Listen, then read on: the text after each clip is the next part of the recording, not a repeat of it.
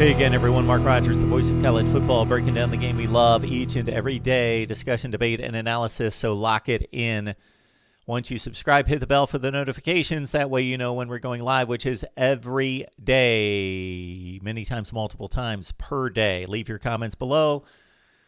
I am going to present a number of scenarios, but I can't hit everything, of course, so leave your scenarios below, and we will address your questions. All right. The first college football playoff rankings will be released on Tuesday. We will not just sit back and assume that the committee does it right, that they get it right, that they select the four best teams. That is the stupidest response I've ever heard from any people that I converse with concerning this subject, that the college football playoff committee they select the four best teams, so we're good. All right, let's run down the scenarios. Here we go. Because once the rankings are released, and they have an extremely difficult job, and it's made more difficult this year by the absence of non-conference games to compare the conferences and therefore compare the teams. We have to basically evaluate these teams on how dominant they are, past the wins and losses, how dominant they are against their conference. And, of course, since they play limited conference schedules, they're not playing everybody in the conference. So are they playing a more difficult conference schedule or a less difficult conference schedule? That brings me to Ohio State in the Big Ten. They're the overwhelming favorite, and most people believe to be the best team in the Big Ten. But they play a weak conference schedule. No Wisconsin, no Purdue, no Iowa, no Northwestern during the regular season. Okay, big weekend in the Big Ten that we just experienced. Ohio State and Northwestern are undefeated, and they have by far the inside track to meet in the conference championship game. Indiana and Wisconsin would need those two other teams to lose twice to reach Indianapolis. So it's going to be Ohio State and Northwestern. The Big Ten hopes that they both arrive undefeated. Best case scenario for the Big Ten is obviously Ohio State sweeps. They go 8-0. They're the Big Ten champion. They will be in the playoff under those circumstances, regardless of what happens elsewhere. Worst case scenario is obviously all sorts of losses. The most reasonable worst case scenario is that Northwestern loses one of its final three games, Michigan State, Illinois, or Minnesota. Then they upset Ohio State in the Big Ten championship game. That's going to be a mess for the Big Ten if that happens. Unfortunately for the Big Ten and for college football and for anybody that's reasonable and logical, unfortunately, Northwestern's not given as much weight as Ohio State, even though they've played a more difficult schedule. They've beaten Wisconsin, Iowa, and Purdue. So best case scenario for the Big Ten, the Buckeyes sweep. Worst case scenario that's reasonable is that Northwestern loses, then beats the Buckeyes in the Big Ten championship game. What's going to happen? Ohio State sweeps. They make it at 8-0. Overall, I give the Big Ten about an 80% chance of making the playoff. On to the Pac-12. And we've known all along that the Pac-12 would need perfection to have a shot. Perfection thus far is coming from Oregon, USC, Colorado, and Washington. The Trojans and Ducks have won 3 games. The other two teams have won 2. Therefore, let's focus on USC and Oregon because they are proposed to be the best teams. And thus far, they have been the best teams, again, that have won 3 games. In the shortened Pac-12 conference season, each division is playing itself and all the teams in the division, but they're only playing 1 game out of division against the other division. For example, Oregon played UCLA last weekend, and that's their only game against the Pac-12 South. Therefore, the eventual Pac-12 champion needs to be undefeated, and it would help if their division proved to be better. So, for example, the best case scenario for the Pac-12 is that Oregon goes undefeated and also faces an undefeated Washington team the final weekend of the season, then faces an undefeated USC team in the Pac-12 championship game, and Oregon sweeps at 7-0. That's best case scenario. Worst case scenario is basically anything else. And, of course, there's a possibility that any of the teams that I just mentioned, there are 4 undefeated teams in the Pac-12. If any of them win the conference undefeated, then the Pac-12 has a shot Best case scenario, though, based on perception, based on schedule, is that Oregon completes the deal at 7-0. What's going to happen? I expect the Ducks to trip up against somebody, Oregon State, Cal, or most likely Washington, before reaching the Pac-12 championship game. And in that case, it might be the Huskies that go to the Pac-12 championship game because they would have the tiebreaker, of course, against Oregon. So the Pac-12 has maybe a 15 to 20% chance of reaching the college football playoff. On to the Big 12. And this is one of the big issues with the current system. The best conference championship race right now is in the Big 12 by far. And because it's the best conference championship race, it also is basically eliminating all those teams from the college football playoff, when in fact, the conference champion should have an automatic bid. 4 teams, 5 conferences, actually more than that, 10 conferences, it doesn't work. So does the Big 12 have any chance? Not really. All hell would have to break loose elsewhere. We will give you one slight chance from the Big 12, and that rests with Oklahoma. It did rest with Oklahoma State with only 1 loss. Oklahoma State needed to have a convincing win against the Sooners and then run the table with 1 loss as the conference champion. But the Sooners blew them out 41-13. So now it's Oklahoma. Why Oklahoma? Again, we go off the metrics, we go off the results, and we push those to the side, and we go to the perception that the College Football Playoff Committee will look at. It will be part of their process. They respect Oklahoma, and Oklahoma is playing the best football right now. They lost 2 games early. They're 6-2 right now. They've won 5 consecutive games. If they completely blast West Virginia, Baylor, get a Big 12 championship game rematch with Iowa State, and avenge that loss, then at 6-2, or then 9-2, they would give the Big 12 some type of shot if all hell broke loose elsewhere. Okay, so the Big 12 has basically no shot. We'll go with 2%. We're all assuming a Clemson-Notre Dame championship game, and that's most likely what's going to happen. Neither team plays anyone difficult, aside from a Notre Dame matchup with North Carolina this Friday. But even with a loss, Notre Dame would still make it to the ACC championship game with 1 loss. Okay. Well, if Notre Dame does lose to North Carolina's got 2 losses. So take out North Carolina for a second. We'll address the heels in just a second. North Carolina beats Notre Dame on Friday. That creates a 3-way tie in regards to 1 loss between Clemson, Notre Dame, and Miami. I just went through the ACC rules for tiebreaker situations in 2020. It goes to common opponents. Well, the common opponent between the 3-way tie is the first tiebreaker, and Miami's out because Miami lost to Clemson. Notre Dame beat Clemson, didn't play Miami, and Clemson played them both and split. Therefore, you've got Notre Dame at 1-0, Miami at 0-1, Clemson at 1-1 between the 3 of them. So Miami's out, and it's a Clemson-Notre Dame championship game, even with a Notre Dame loss to North Carolina this Friday. Okay.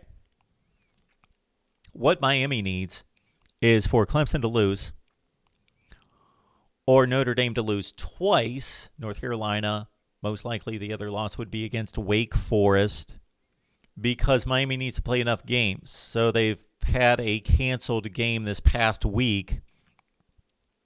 And follow me here. To be considered for the conference championship game, a team needs to have played at least within 1 game of the average number of games played by everybody else in the conference. So, for example, right now Miami's 6-1 in the ACC. They've played 7 games in the ACC. The average of all the other teams in the ACC is 7.35 conference games played. Therefore, Miami is within the 1 game required. So Miami is scheduled to play on December 5th and December 12th. So they should stay within that 1 game required on average to be eligible for the ACC championship game. But they need a whole lot of help again, with either Clemson losing or Notre Dame losing twice. How about North Carolina? If North Carolina, they've got a huge opportunity here, but need some help as well. They do get to play Notre Dame in Miami. So if they win both of those games, they could create a four-way tie. So if North Carolina beats Miami and Notre Dame and everything happens that I just discussed up above, Clemson loses another game to either Pitt or Virginia Tech, and Notre Dame loses that game to North Carolina and to somebody else, probably Wake, then we've got a four-way tie on our hands. And actually, it's a four-way tie at 8-2, but Miami's at 7-2. In that case, guess who goes to the ACC championship game? It would be North Carolina and Notre Dame, because the common opponents' records between those four teams would be North Carolina 2-0, Clemson 1-1, Notre Dame 1-1, Miami 0-2, because they would have lost to North Carolina and Clemson. So the ACC championship game, if North Carolina sweeps, Notre Dame loses another game, and Clemson loses another game, would be North Carolina and Notre Dame in a rematch.